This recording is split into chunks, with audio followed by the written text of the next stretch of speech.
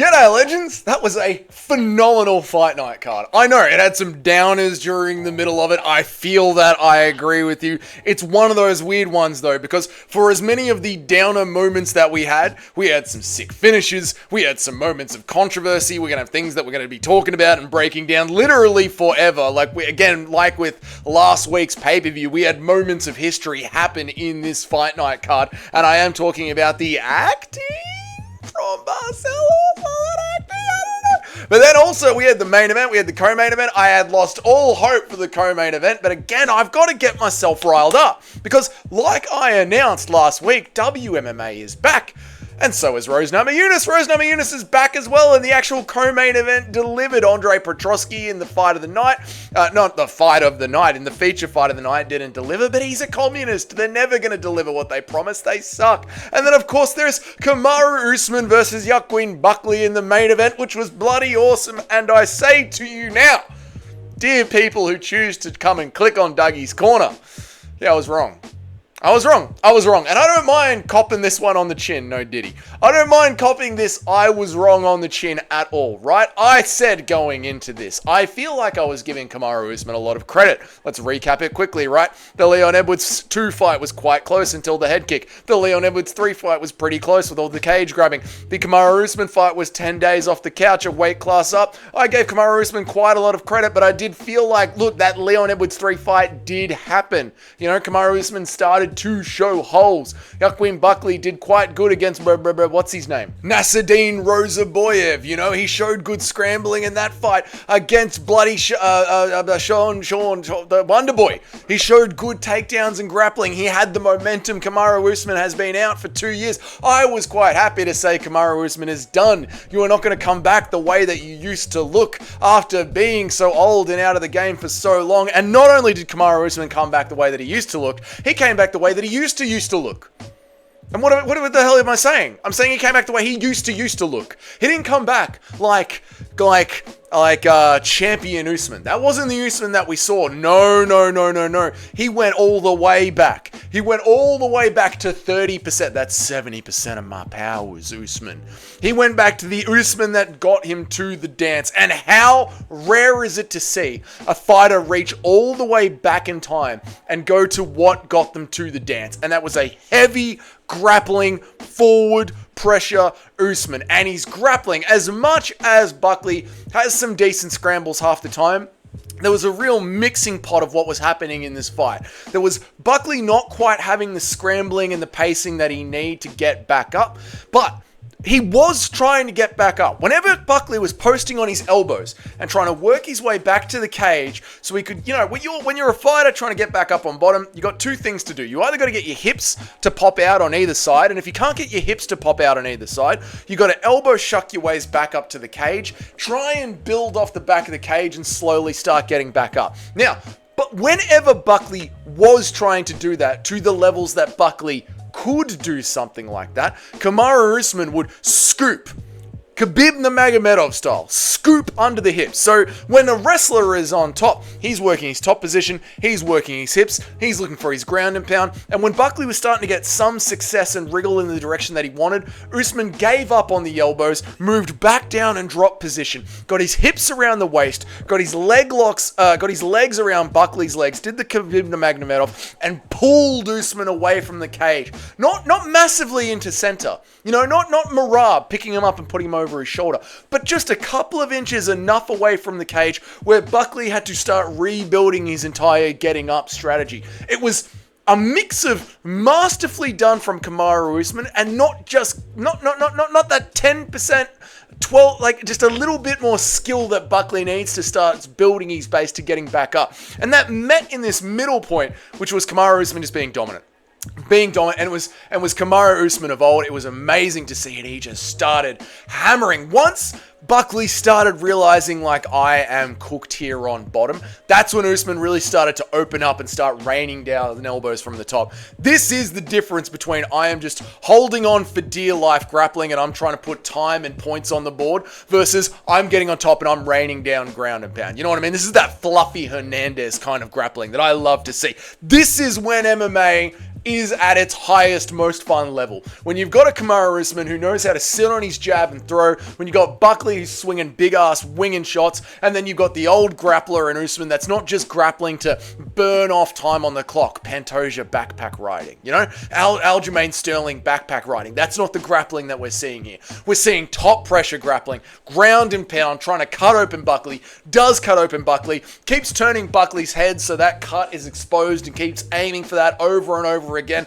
Buckley freaking out about the cut, going back into his corner. The cut man's pushing the thing into it. Buckley's like, don't push into it, don't open it up, just mop away the blood and let's get back in there.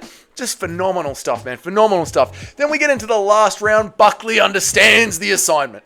He knows what he's got to do, yeah? Buckley knows I've lost every single round. The first round was a 10-8. That's as 10-8 as it gets. And he's like, I've got to knock Kamaru Usman out. And Buckley, he goes for it. He sits on it. Kamaru is trying to get the takedowns. Now Kamaru is a little bit more tired. He's a little bit more slippery. He's a little bit more wet. Buckley's figured out the pressure. He's felt the body against him. He's doing enough to shuck him off. Buckley's giving it 100%. Usman's standing there in the pocket. I'm screaming for Usman. Run, motherfucker. Run. Don't stand there with Buckley. Don't let it happen again. Usman's getting flashbacks of Leon. He knows he's got to shoot for the takedowns. Bloody intensity, mate. Intensity. I loved it. I'm still riled up from it. I genuinely loved it. It was amazing. And then the question becomes, where do we go from here? Where do we go from here? Someone in the chat mentioned it. Put yourself in the comments. I don't remember who did it. I should give you a shout out. Someone in the chat said it. Buckley versus Prates. Oh, I like that. Don't you like that? Buckley versus Prates next. That's a good one. That's a really good one. Kamaru Usman. Now, I know the fans out there, I've already seen on Twitter in the post-fight presser, Kamaru Usman is calling for the title shot next. Here's the thing, and I don't know what call to make yet. I haven't slept on it to figure it out. Here's the thing.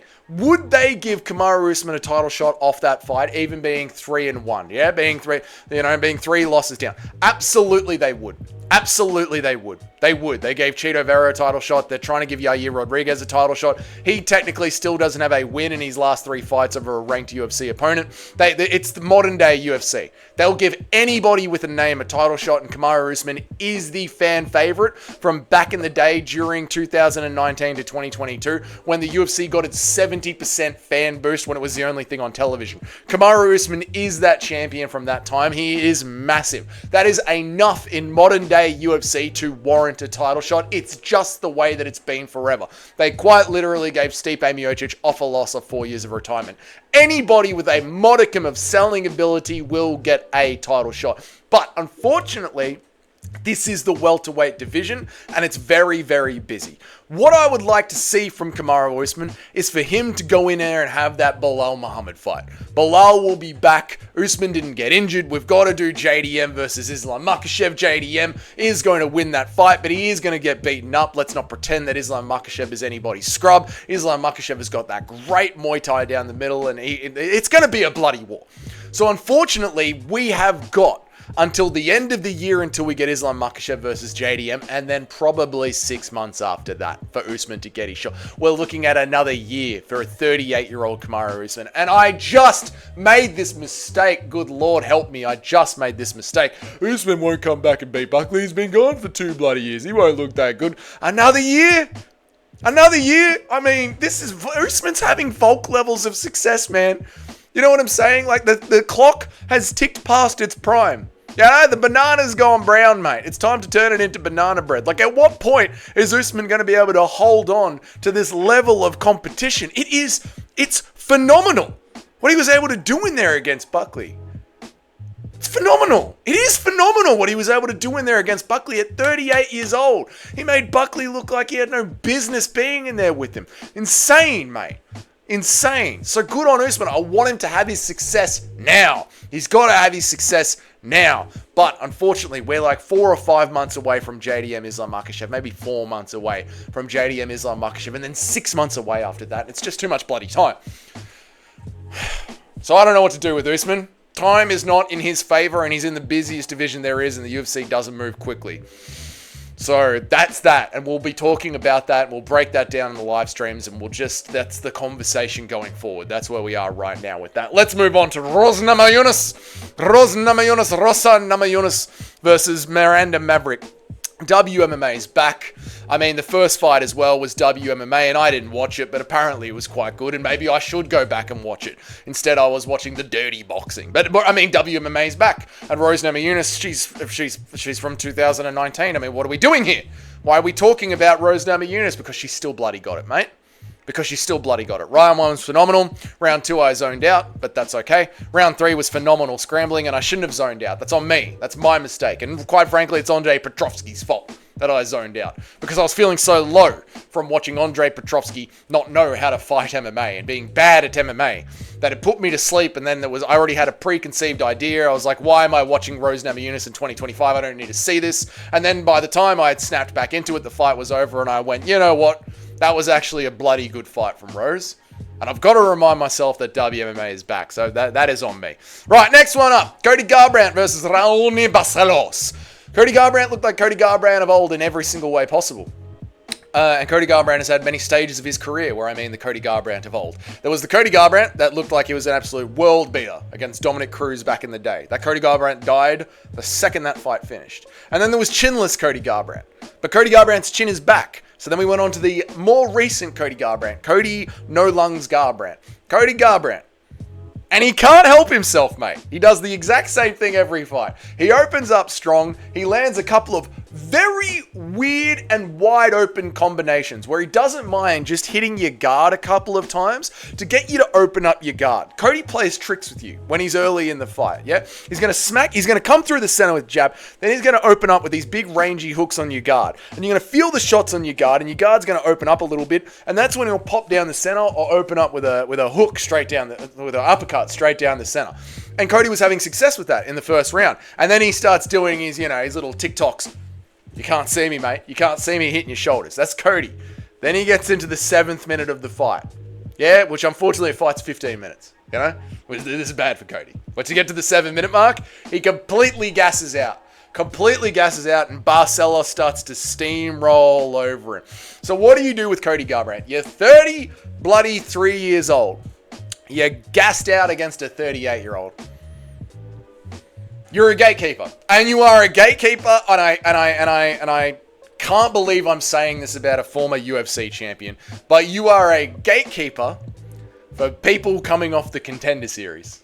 That's where you are. You know when someone comes in on the Contender Series and they're on that 3rd fight of the contract, that make or break one. Maybe they've had that 1 win, maybe they've had that 1 loss, maybe they've had 2 wins. You know, and this is are we going to re-sign you? Are we going to re-sign you? Are you going to get re-signed? That's Cody Garbrandt. That's when you get the Cody Garbrandt fight. That's about where he's at, man, which is wild to see. You know what I mean? Because we have like we have prospects coming up. Which one? Which one is it? Malcolm Wellmaker. We have prospects coming up that are 31 years old. They're 2 years behind Cody Garbrandt, and we're calling them killer prospects. You know, and Cody Garbrandt's just right there on the edge, and I am essentially using him as the do you get fired tonight guy. That's Cody Garbrandt, dude. That's Cody Garbrandt. That's where he's at. As for Barcelos, he has to be the gatekeeper because he's 38.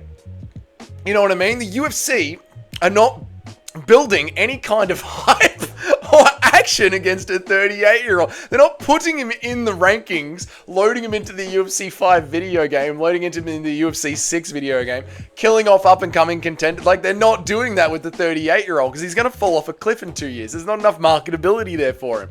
So Barcelos is just going to roll around being the patent talent. Like, you're going to get through, you're going to do the Contender Series, you're going to do a couple of fights, you're going to get through Cody Garbrandt, you're going to do a couple more fights, you're going to get to Barcelos. And Barcelos is only going to be around for another 1 or 2 fights, because by the time he's 39, he's not going to keep up the speed and the pace that he needs to be competitive in this division. He already doesn't have it. He lost the first round to Cody Garbrandt, and the only reason he was able to get himself back into the fight is because Cody slipped away from him, not because he snowballed and got better. He stayed here, Cody started here, and then Cody started to slip away. That's what happened here, right? It wasn't that Barcelos gathered momentum. He wasn't the gathering storm in this fight. He just was who he was, and you're either at that level or you're not, and Cody isn't. Right, moving on to Abdul Nasir Malik versus Cody Garbrandt. I don't care. Move past that one. Alenzo Menifield versus Umar Sy. My computer crashed. I don't care. Let's go past that one. Paul Craig versus Rodolfo Bellato. G'day, Frankie. G'day, Frankie. G'day. Fight Nights with Frankie. Shout him out on the chat, boys. And the reason I'm saying that is because Frankie saw this straight away and I didn't. So, when this happened, you're either team, he's faking it, or team, we've seen old KOs before where they're a little bit delayed. I'm thinking of Edson Barbosa versus somebody, where someone gets rocked and then the KO happens a few seconds later, you know? And we've also seen plenty of times before fighters that have been KO'd and then they wake up and they're concussed and they're confused and they're fighting the referee. And then people have to come in and hold them down. We've seen all of this before. So you're either team, he's a soccer player, you know, he's LeBron James, he's completely faking it, or team, we've seen moments like this before. And when it first happened live, I'm team, this happened, real. This was real. He got flash KO'd with the first up kick. His head slumped and hit the mat, and then his brain has just been wobbled to madness, and he wakes up and he's dazed and confused, and I'm like, no, this is a legit thing that's happened. After the streaming of the fighting is done, after the card is down, I sit down, I pull it up, I look at it, and I don't believe it anymore. I am saying that this was fake. As the kids like to say, cap, and now the kids seem to be saying flop. This was a cap flop. And I don't know what a cap flop is, but the people that seem to believe that this was fake, which is what old people like me say, that he's faking it, you know, or it's an Oscar-worthy performance, that's something that a millennial would say. But as the Gen Alphas are saying, because Gen Zs, welcome to starting to get old, your language is gone now too. As the Alphas are saying, this was a cap flop.